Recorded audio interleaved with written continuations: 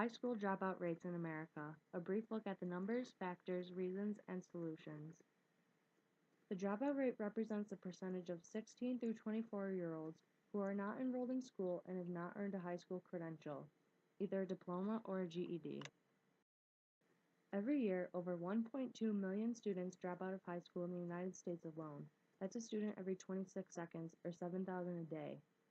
The United States, which had one of the highest graduation rates of any developed country, now ranks 22nd out of 27 developed countries. High school dropouts commit about 75% of crimes. However, the dropout rate has declined since 1967. It's gone from 17 to 7% in 2012. The dropout rate for black youth reached an historic low of 8% in 2011, while rates among Hispanic youth also reached an historic low of 13% in 2012. However, the long-term decline is at least in part related to increased incarceration rates among black and Hispanic males, which more than doubled between 1980 and 1999, removing them from the population base. As you can see from the chart, the groups with the highest dropout rates are males and minorities. Among the states, Iowa had the highest graduation rate in 2011 at 88%. Nevada had the lowest at 62%, and the District of Columbia was even lower at 59%. New York was somewhere in the middle at about 77%. Idaho, Kentucky, and Nevada had no figures available, and most states were in the mid-70% range. Many factors contribute to students' risk of dropping out.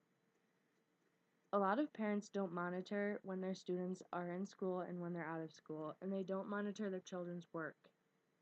Other students have work or family responsibilities that often are more important than getting an education. National data show that students from low-income families are 2.4 times more likely to drop out of school than are children from middle-income families, and 10.5 times more likely than students from high-income families. The National Transition Study estimates that as many as 36.4% of disabled youth drop out of school before completing a diploma or certificate.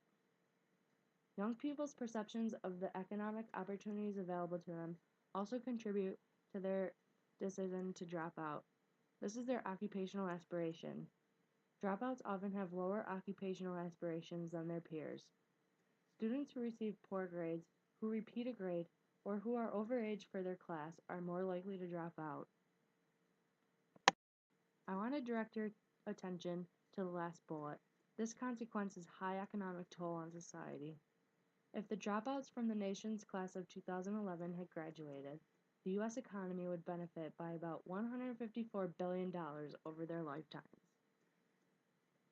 Some reasons that students give for dropping out of school make sense.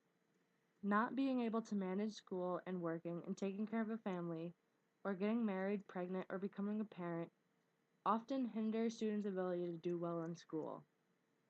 Some reasons, though, don't make sense at all, like not liking school or not getting along with their peers or teachers, and drugs and alcohol. A good solution to keep kids in school would be to personalize it. If students are able to form relationships with their peers as well as their teachers and have people to rely on, they would enjoy coming to school and they would come more often. Making school creative would give students an outlet to showcase their abilities and not just focus on reading, writing, arithmetic, and social studies. Also, raising the dropout age from 16 to 18 might help because it will keep students in school. Most students wait till they're 16 to drop out because they hate it. If students are forced to stay until 18, they may increase the graduation rates in many states, and students might even enjoy it.